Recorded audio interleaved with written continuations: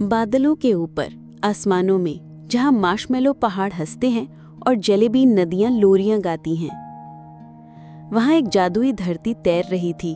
Sweet spire, एक मिठास से भरा राज्य जिसे मुस्कान और शक्कर चलाते थे।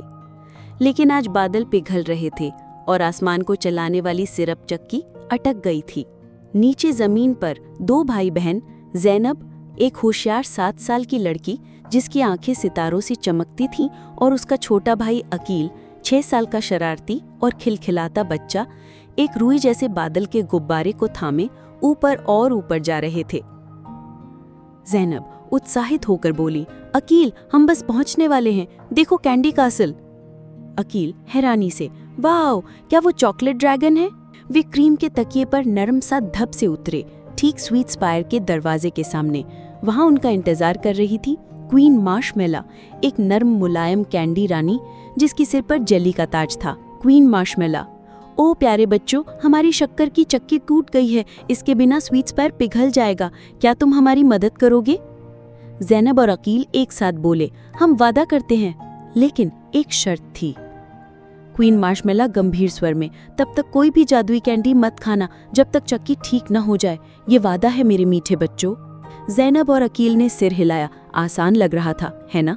मज़ेदार साहसिक सफ़र शुरू हुआ।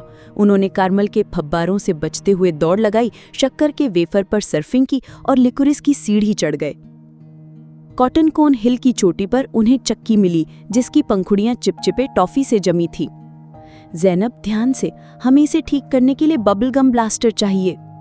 ढूंढते हुए वे पहुंचे ग्लेजी गॉर्ज, जहां नाचते कपकेक थे और फिजी सोडा के फब्बारे बह रहे थे।